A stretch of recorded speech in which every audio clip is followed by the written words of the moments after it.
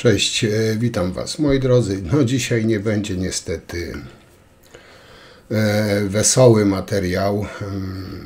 Jak wiecie, dzisiaj przynajmniej ja uznaję dzisiejszy dzień za Dzień Hańby Narodowej, za upadek państwa polskiego i pozwólcie, że przeczytam taki nekrolog, nazwijmy to nekrolog państwa polskiego. Z głębokim żalem i smutkiem zawiadamiam o śmierci państwa polskiego, urodzonego w 1966 roku, zmarłego w 2025 roku. Po blisko 1059 latach istnienia historii pełnej chwały, upadków, odrodzeń, państwo polskie odeszło w milczeniu. Nie z powodu obcej napaści, lecz z rąk własnych obywateli, którzy zmęczeni wolnością zatracili rozsądek, pamięć i odpowiedzialność.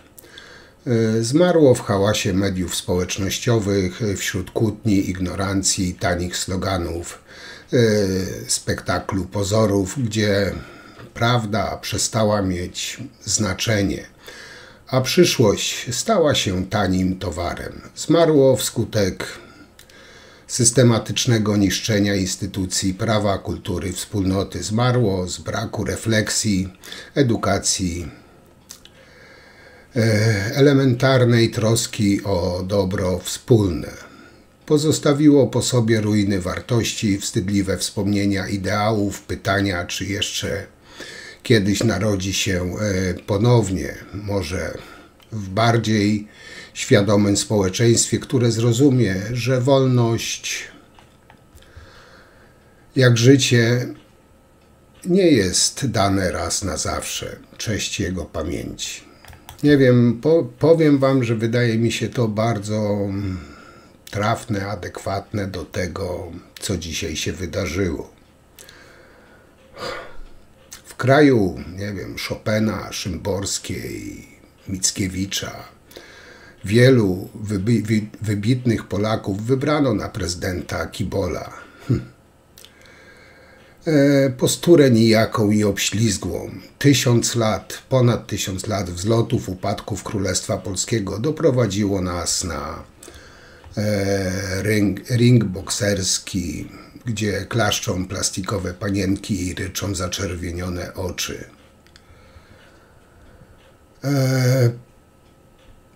Zło, ignorancja po prostu opanowały część umysłów naszych rodaków.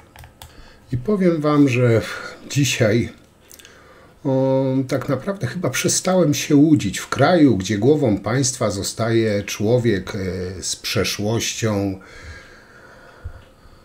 Alfonsa Kibola, kombinatora, no nie ma już miejsca na jakąś normalność. To nie Polska marzeń, to Polska upadków, wstydu, patologii, po prostu zażenowania. Polacy mieli do wyboru człowieka mądrego, inteligentnego, wykształconego, władającego wieloma językami, a wybrali sobie Alfonsa Oszusta, sutenera ćpuna. Każdy z Was jest taki sam. Jaki człowiek, na którego oddaliście swój głos? Tu mówię głównie do wyborców PiS-u. I bez urazy, sorry, że ja tak to od końca zaczynam, ale jakoś do końca się jeszcze łudziłem, że może tego zaprzysiężenia nie będzie, bo to jest po prostu tragedia dla naszego kraju. I tutaj bez urazy, naprawdę bez urazy, jak wiecie, ja tutaj swój punkt widzenia tylko przedstawiam. Ale każdy, kto głosował na tego typa, mówię na Nawrockiego, nieważne czy głosował dla beki, czy na złość Trzaskowskiemu, jak dla mnie jest po prostu sorry za wyrażenie, ale zwykłym skurwielem. Tyle w tej sprawie mam do powiedzenia, znaczy mam o wiele więcej do powiedzenia dzisiaj w tym temacie i zapewniam Was, że dosyć dużo Wam powiem. I nie będą to w sumie miłe słowa. I powiem Wam, jak długo żyję na tym świecie, nigdy nie sądziłem, że dożyję czasów, w których sutenerstwo, prostytucja będzie nazywana patriotyzmem. To jest chyba pierwszy taki przypadek na świecie, gdzie sutener, kłamca, oszust przemawia do narodu. Żołnierze stają przed nim na baczność, oficerowie Wojska Polskiego mu salutują. Dla uczciwych Polaków jest to po prostu coś obrzydliwego. On coś tam idź, mówię, wypierdol, bo jak cię, kurwo, znajdę jeszcze raz tutaj, na osiedlu, to masz taki przejebane, że nie wiem co.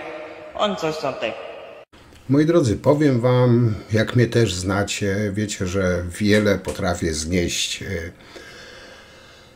wiele wysłuchać, no nieraz się w niezłym gównie, za przeproszeniem, babrze, żeby zrobić dla Was materiał, ale całego orędzia tego człowieka, którego Hołownia namaścił na prezydenta, nie byłem w stanie wysłuchać, jedynie tutaj krótkie urywki Wam wrzucę, bo też nie chcę Was nimi katować. Wyłapałem kilka ciekawych takich kąsków, że tak powiem. Te delikatnie rzecz ujmując kontrowersyjne wystąpienie tego nowego rezydenta Nawrocki w tym swoim, pożal się Boże, orędziu złamał zasady konstytucji, na którą parę minut wcześniej ślubował chronić. I teraz tak, konfrontacja z wymiarem sprawiedliwości, o tym też później powiem szerzej. Konfrontacja z wymiarem sprawiedliwości, czyli zapowiedź ochrony tylko wybranych grup społecznych i taki bilateralny sojusz z USA. To tylko niektóre z absurdów, jakie znajdziemy w tym przemówieniu Nawrockiego. Ponadto pozostaje wrażenie, jakoby był nie wiem, nad wyraz pobudzony, no ale cóż, jaki koń jest, każdy widzi, pewnie przed tym tą całą koronacją podwójną dawkę snusa sobie przydawkował. Powiem Wam, że dziwne są koleje losu. Jest w sumie rocznica, co prawda Polski nie dotyczy, no ale zbieżność jest dość ciekawa.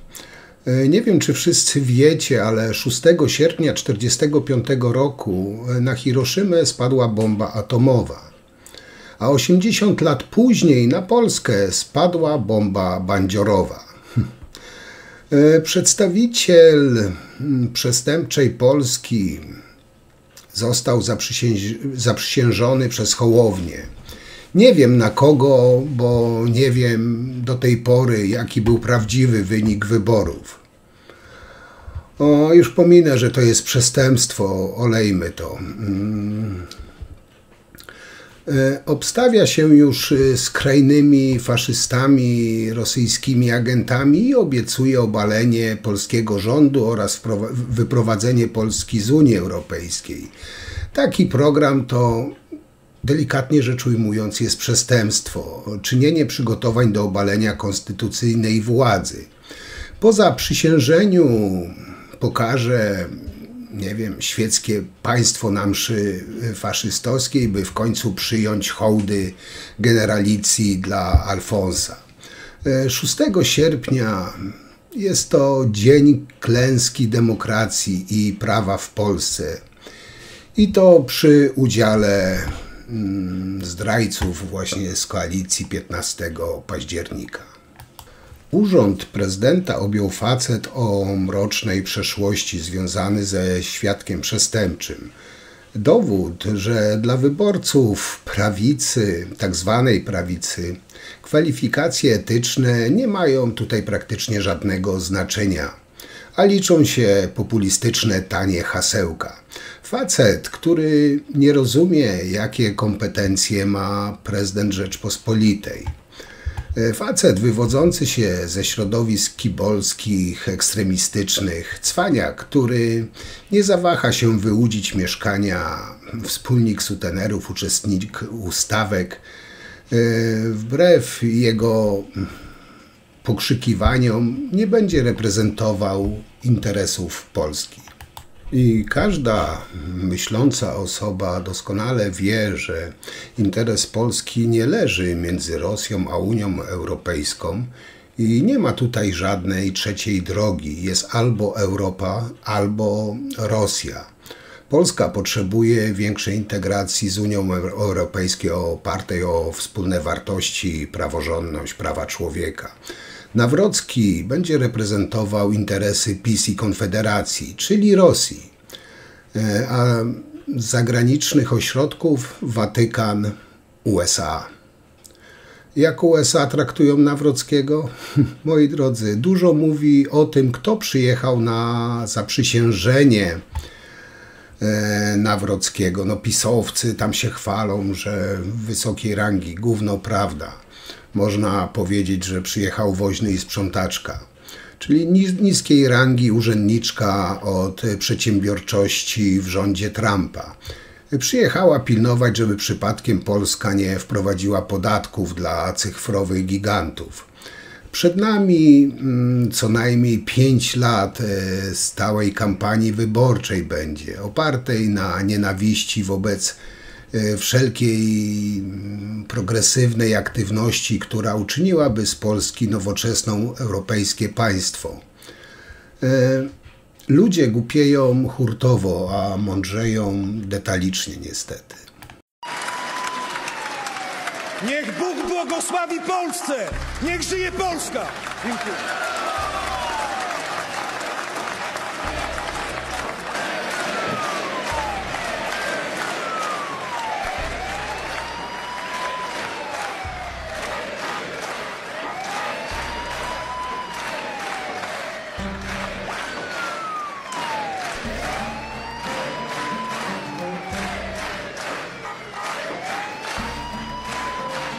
Zanim przejdę dalej, jako ciekawostkę chciałbym tutaj parę słów powiedzieć o synu Nawrockiego, któremu już woda sodowa kompletnie uderzyła do głowy. Gdzieś tam w tej pisowskiej szczujni jakiś program telewizyjny dostał, no nagle się zrobił wielką gwiazdą, wielkim celebrytem. On tu będzie pouczał publicznie, czy nie wiem, nawet groził Tuskowi. Ten młody koleś, który jeszcze w życiu nie osiągnął nic tak naprawdę, nie zdobył nawet konkretnego zawodu, nie odprowadził grosza podatku, on będzie groził Tuskowi, czy nie wiem, takie teksty puszczał. No, chłopcze, jeszcze bardzo dużo się musisz nauczyć. No ale wróćmy do tego wielkiego dnia dla Polski. Kolejny w naszej historii, który będzie symbolem tak naprawdę bezmyślnej głupoty i będzie dniem, który będzie nam przypominał, że Polacy to naród, który potrafi podejmować decyzje niebezpieczne i szkodliwe dla siebie i dla państwa. Lech Wałęsa, no, człowiek kontrowersyjny. Jedni go lubią, drudzy nie, jedni go uznają. Nie o to tutaj chodzi, ale przytoczę wam jego słowa, pozwólcie. Lech Wałęsa powiedział, że nie wolno było pozwolić na wybór tego człowieka na prezydenta Polski. I ja osobiście w pełni podzielam ten punkt widzenia.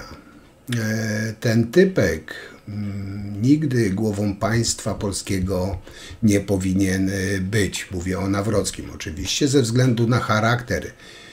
Jak powiedział Lech Wałęsa i to, co sobą stanowi, to nacjonalista, pozorant i cwaniak. Tutaj się całkowicie z Lechem Wałęsą zgadzam. I powiem wam, jak sięgam pamięcią, chyba po raz pierwszy w moim życiu nie oglądałem zaprzysiężenia głowy państwa, a zmuszałem się do oglądania zaprzysiężenia Kwaśniewskiego, Kaczyńskiego.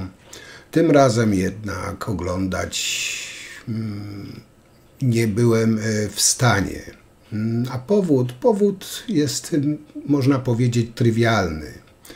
Po prostu nie mogę na tego typa patrzeć, nie mogę go słuchać. Jest tak absurdalną i populistyczną osobowością, że nie potrafiłem się po prostu zmusić. I tutaj przepraszam za szczerość, ale nie rozumiem tej części Polaków, a tym bardziej Kościoła katolickiego, który zdecydował o wyborze tej osoby na głowę państwa. W mojej ocenie to decyzja skrajnie niebezpieczna dla Polski.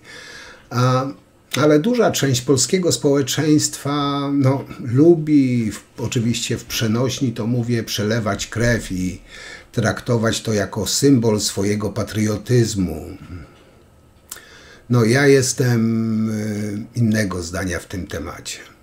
Wolny wybór wolnego narodu postawił mnie dziś przed państwem.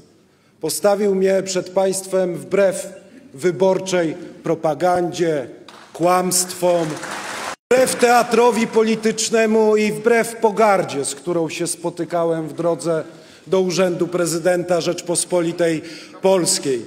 I wybaczałem, i jako chrześcijanin ze spokojem serca i z głębi serca wybaczam całą tą pogardę i to, co działo się w czasie wyboru.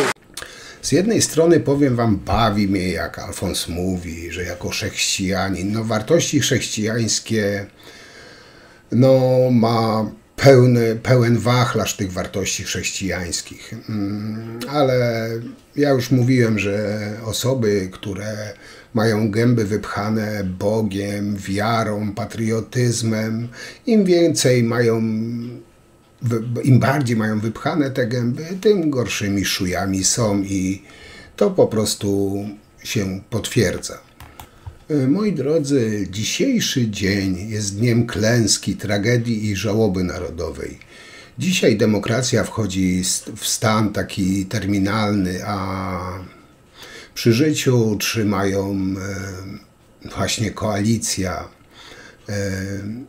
i Donald Tusk i jego rząd. Gdyby ich zabrakło, to wszyscy byśmy się spotkali po prostu w czarnej dupie. Przez 10 lat czekaliśmy na odejście łamacza konstytucji i bezwolne narzędzie w łapach upiora z Żoliborza. Ale czego się doczekaliśmy? Doczekaliśmy się kibola, sutenera, przestępcy, który ukradł mieszkanie staremu człowiekowi. W moim rejonie mówiło się na takiego delikwenta pener. I tak go będę dzisiaj nazywał. Nigdy nie powiem o nim prezydent, bo to słowo prezydent zawiera w sobie zbiór cech, których ten pener nie posiada. A poza tym nikt do tej pory mi nie udowodnił, że to właśnie on wygrał te wybory. Alfons Nawrocki nie ma pojęcia, co może on, a co leży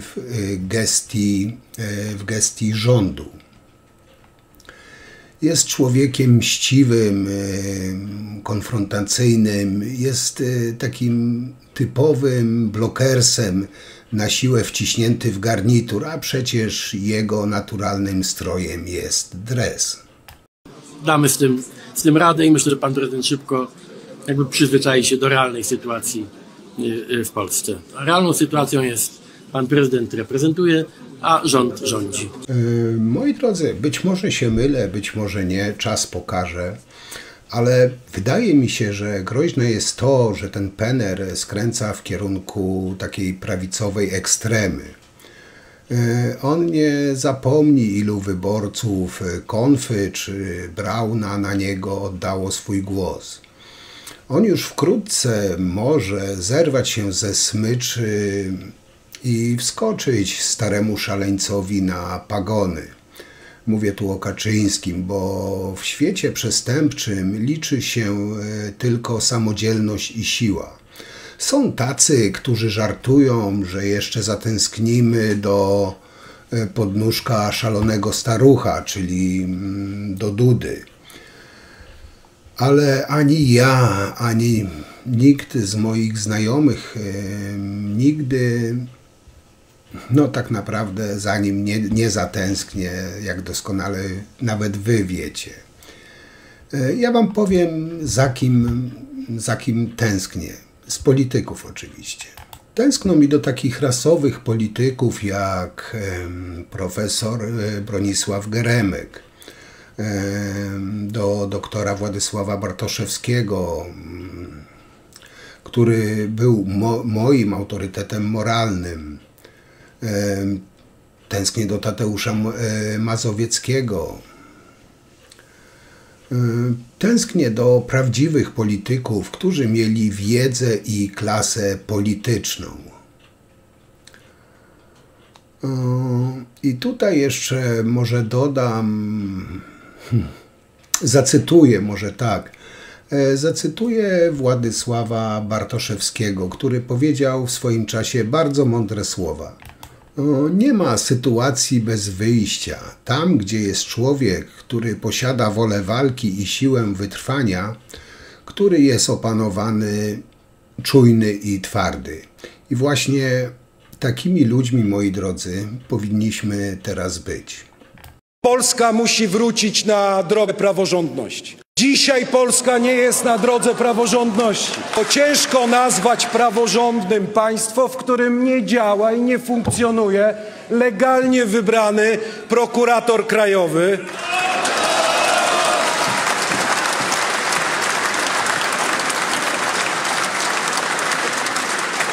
w którym artykuł 7 Konstytucji mówiący, że organy władzy państwowej muszą działać na podstawie i w granicach prawa, jest niestety regularnie łamane. Dlatego stoję dzisiaj przed państwem, aby zaapelować do całej klasy politycznej, ale aby także przekazać polskim sędziom i panu ministrowi sprawiedliwości, że, szanowni państwo, sędziowie są od tego, aby wydawać wyroki w imieniu Rzeczypospolitej Polskiej, a władza sądownicza jest jedną z 3 władz w polskim systemie demokratycznym. Polskie prawodawstwo, jeśli się nie mylę, powstaje w tej Izbie, w polskim Sejmie z woli wyborców wybranym i w polskim Senacie i musi zyskać akceptację prezydenta Polski wybranego w powszechnych i bezpośrednich wyborach. A sędziowie, drodzy państwo, musimy to sobie wszyscy uzmysłowić, nie są bogami, tylko mają służyć Rzeczpospolitej Polskiej i polskim obywatelom. Mówię to tylko dlatego, żeby w sposób klarowny, jasny, oczywisty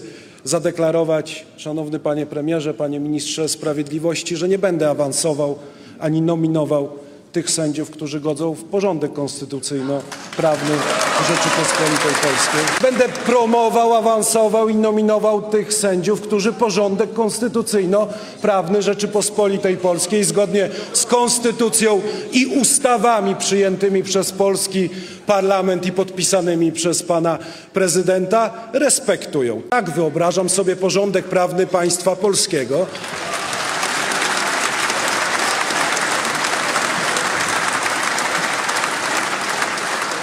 A bezpieczeństwo prawne polskich obywateli, którzy czekają na sprawiedliwe wyroki i porządek konstytucyjno-prawny państwa polskiego jest dla mnie, drodzy państwo, dużo ważniejszy niż samozadowolenie jednej z klas społecznych w Polsce. Chcę to wyraźnie podkreślić.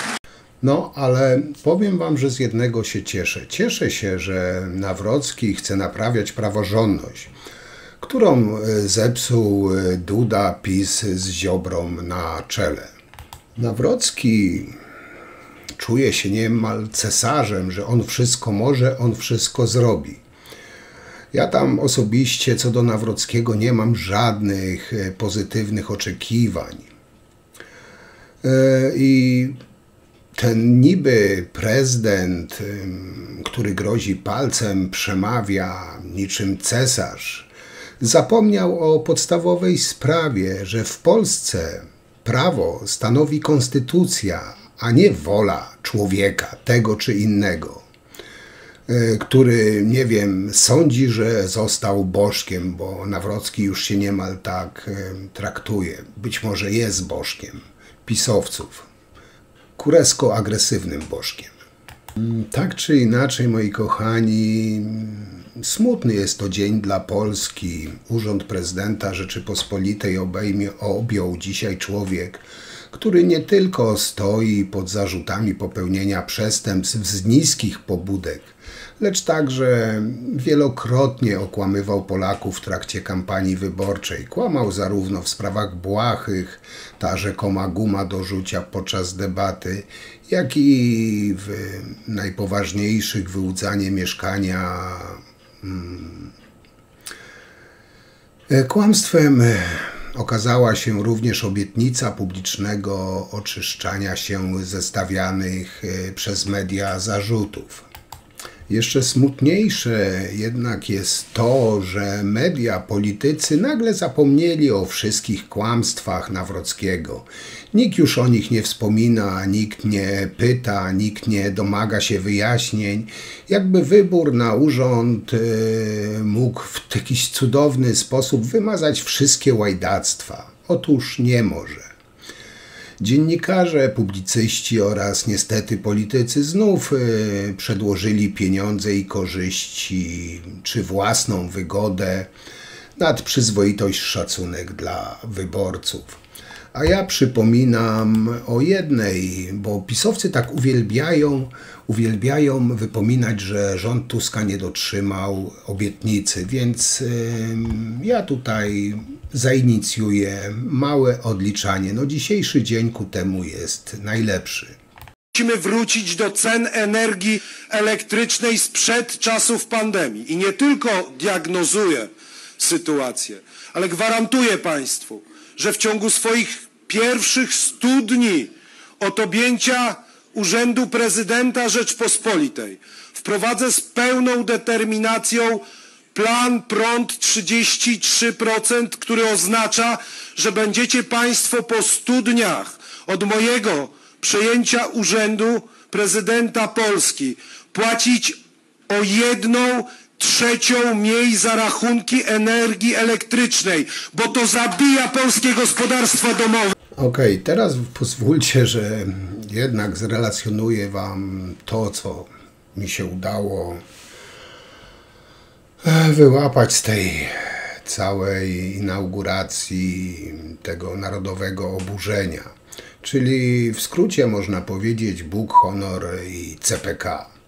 No zaczął od serca. Jako chrześcijanin wybaczam pogardę, z którą się spotkałem. I tu już można powiedzieć, widzieliśmy, że zaczyna się nowy rozdział, moi drodzy. I nie nowy rozdział prezydentury, ale nowy rozdział dramatu. Bo kiedy łachudra zaczyna od wybaczania, wiadomo, że zaraz przyjdzie fala grzmotów i gromnic. Nawrocki, nowy lokator Pałacu Prezydenckiego, objął urząd w stylu godnym szefa drużyny ZHR-u z ambicjami papieskimi. Patos, wiadro, buta cysterna, groźby. Proszę bardzo, macie wszystko. Powiem Wam tak, gdyby można było wcisnąć Polskę Narodową w garnitur IPN, to właśnie tak by to wyglądało. Przemówienie z cyklu Jak stracić Europę i zostać marszałkiem pamięci. Nawrocki przemawiał niczym prorok trzeciego sortu i tutaj pozwólcie, że zacytuję kilka jego wersetów. Jak słyszeliście w jednym z filmików, Nawrocki niczym kibol na stadionie: niech Bóg błogosławi Polskę, niech żyje Polska. No bez Boga ani bez kasy fiskalnej. nie będzie nominował sędziów, którzy godzą w porządek konstytucyjno-prawny, czyli nadszedł czas sędziowskich selekcji patriotycznych. Bieg na czas w stronę orzeczeń Julki Przyłęckiej będzie. Kolejne, nie możemy być gospodarzem pomocniczym naszych zachodnich sąsiadów, czyli Niemiec znów zły, chociaż już nie w czołgu, tylko w Volkswagenie. Wierzymy, że nowa konstytucja zostanie przyjęta w 2030 roku. A wiara, jak wiadomo, czyni cuda i czuba. Ale to, moi drodzy, to jeszcze nie wszystko. Szanowni Polacy, czas skończyć z dramatem toaletowych papierów i przedzierających się przez nie palców i paznokci obywateli. Domagam się zakazu sprzedaży papieru jedno- i dwuwarstwowego, bo to nie tylko zagrożenie dla higieny, ale i narodowa katastrofa. Głosując na mnie, wybieracie Polskę, gdzie paznokcie są czyste, a papier jest nieprzebijalny jak polski duch. Dziękuję.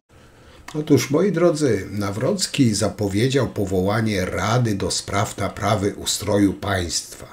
Powiem wam, że brzmi to jak nowa wersja sanacji, tylko z gorszym logo.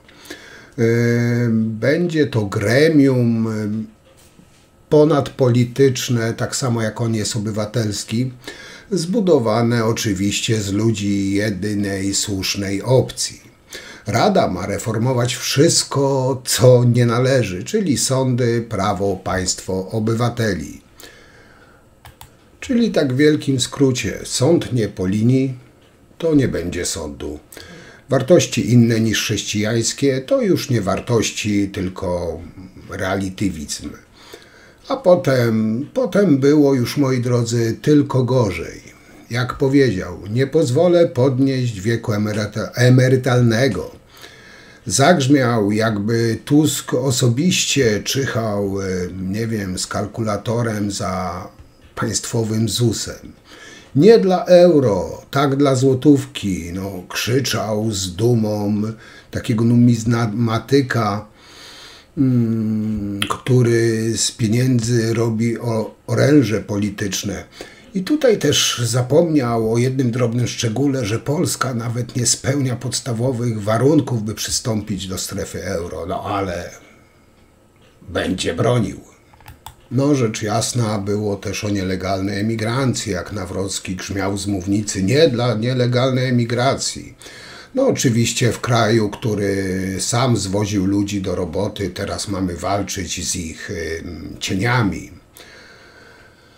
Zapowiedzi ustaw wraca, jakżeby inaczej, CPK i to nie jako infrastruktura, tylko jako kult. Wielki projekt dla wielkiego narodu. Ustawa o PIT, zero dla rodzin wielodzietnych. Bo jak się nie mnożycie, to może chociaż nie przeszkadzajcie. I jeszcze taka mrożąca krew w żyłach, moi drodzy, zapowiedź.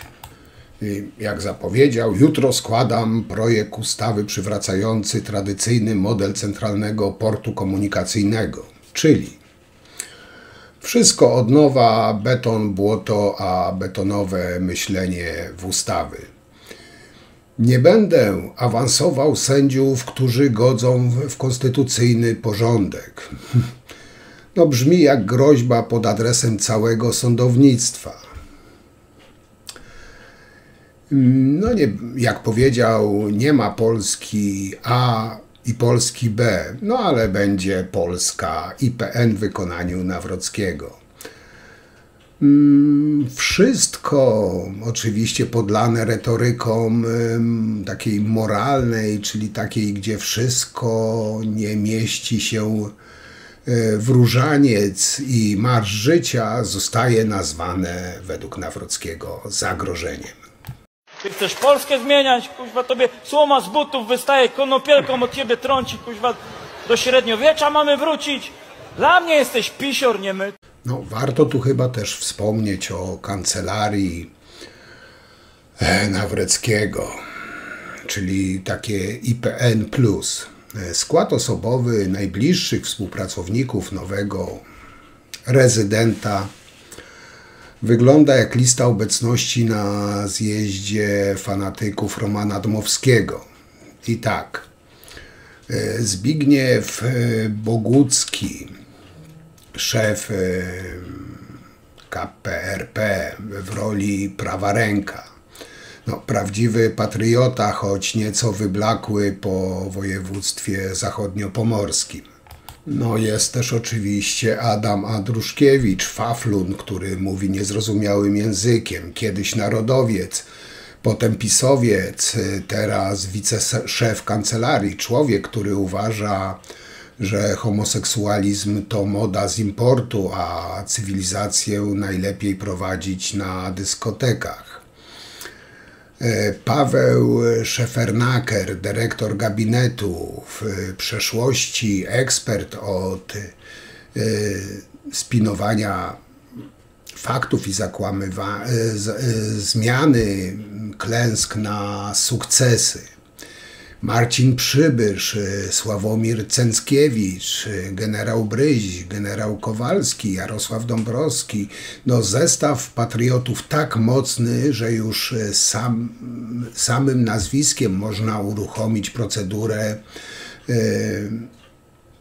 wezwania do ojczyzny. No, kapelana już wam nie muszę przedstawiać. Kapelanem rezydenta został ksiądz Jarosław Wąsowicz, znany z pielgrzymek kibiców. No, nareszcie duszpasterstwo narodowe będzie miało swoją kurię w Belwederze. No i co dalej? No, powiem wam tak, będą na pewno trudne lata. Warto być Polakiem. Jesteśmy Polakami i mamy obowiązki polskie. Warto być Polakiem, a nikt w tej Izbie nie ma wątpliwości, że jesteśmy Polakami i mamy obowiązki polskie. Niech Bóg błogosławi Polsce! Niech żyje Polska! Dziękuję.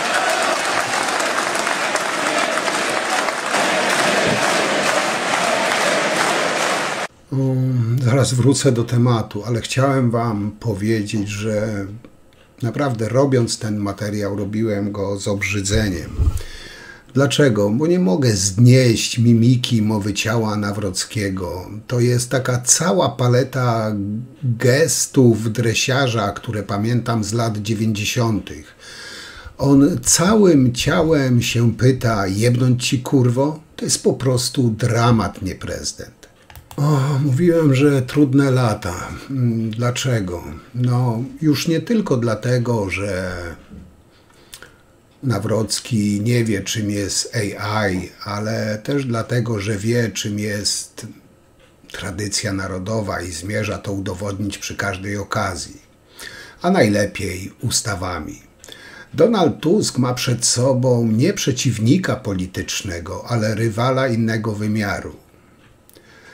To nie jest taka kohabitacja, to wesele Wyspiańskiego, tylko że z Piotrowiczem w roli chochoła.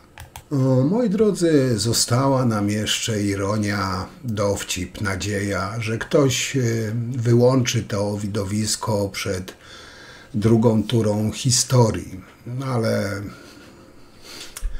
będzie ciężkie 5 lat. Chciałbym was prosić, żebyście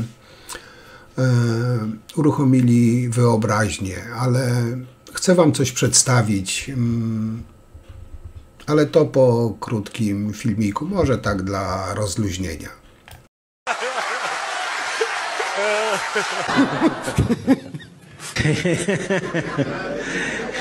Okej, moi drodzy, tak na moment. Udajmy, że nie wiemy, kto jest na tym zdjęciu, które tutaj widzicie. Przyjrzyjmy się tej fotografii tak bez uprzedzeń. I co widzimy? Na pierwszym planie silny, uśmiechnięty, wytatuowany mężczyzna. To on dominuje na tym planie. On tu rządzi, on promienieje. No, czuć, że jest pewny swego, jest wysportowany i czymś ewidentnie rozbawiony. To zdecydowanie on jest tutaj szefem. To z nim robią sobie tutaj sweet focie. No i z tyłu, za nim przyklejony do jego pleców taki jakby na doczepkę facet z miną przestraszonego portiera. To nerwowo zagryzający wargi petent,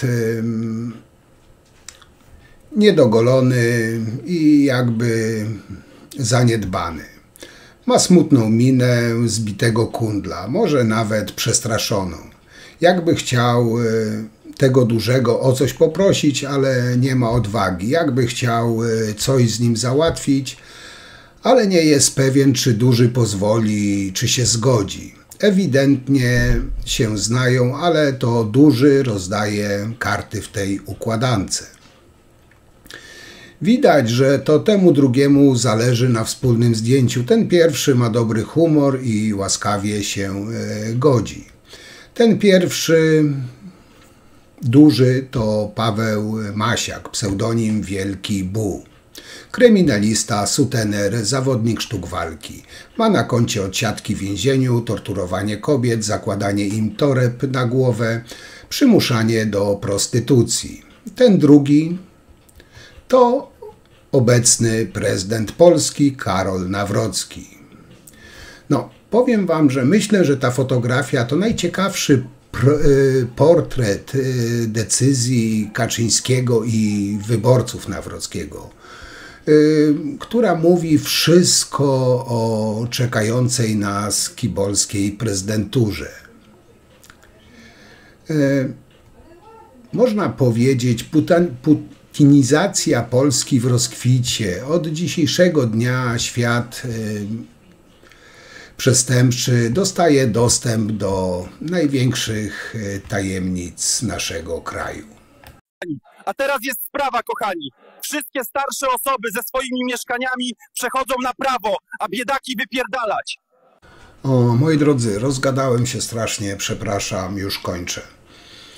A zakończę może tak trochę na swój sposób, może trochę nietypowo. 6 sierpnia 2025 roku, dzień, który przejdzie do historii jako zaprzysiężenie kłamstwa. Państwo prawa zostało zdeptane, a wola obywateli zignorowana. Wybory były farsą, procedury iluzją, wynik wciąż jest nieznany. Za kulisami ten sam cień co zawsze, ten sam układ, te same twarze. Z mojej strony nie ma zgody na fałsz, na manipulacje, na niszczenie demokracji. I to nie jest, moi kochani, koniec. To jest dopiero początek oporu przeciwko tej pisowskiej machinie kłamstwa i niszczenia naszego kraju. Także ja wam już dziękuję. Dzisiaj nietypowo zakończę, bo przed sucharem dnia wrzucę wam jeszcze wypowiedź Donalda Tuska.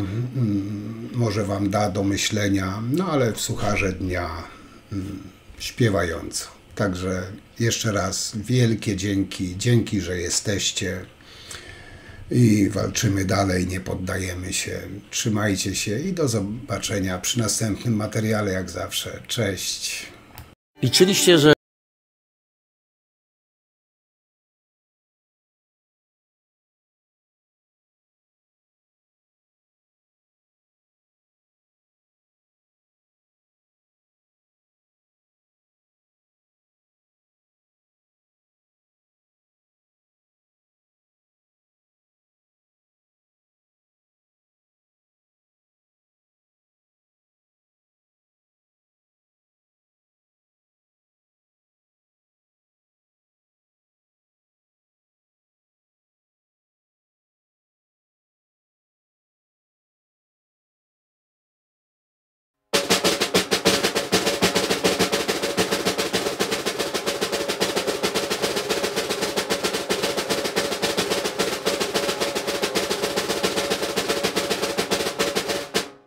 W trakcie kampanii wyborczej stanęliśmy nawet już przed takimi dyskusjami, czy oto są dwie płcie.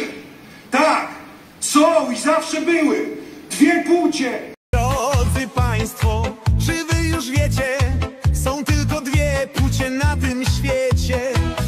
Płcia damska to kobieta, która szuka swego faceta. Płcia, wielka sprawa, damska, męska to podstawa. Niechaj każdy dobrze wie, płcia męska do damskiej chce. Płcia męska to jest facet, twardy, silny, choć nie zawsze. Jego serce mocno bije, gdy płcia damska przy nim żyje.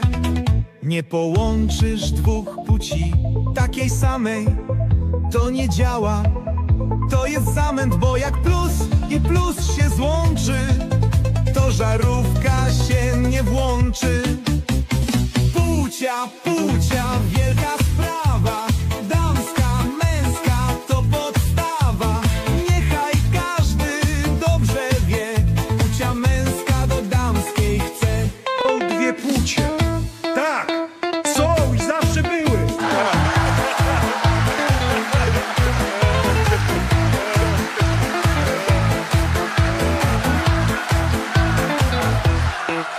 Płcia damska, płcia męska to zasada dość klasyczna.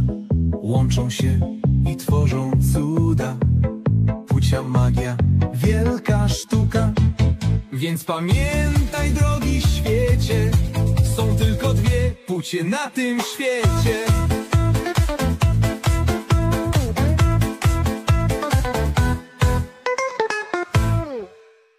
Drogie druhny, drodzy druhowie, drodzy mieszkańcy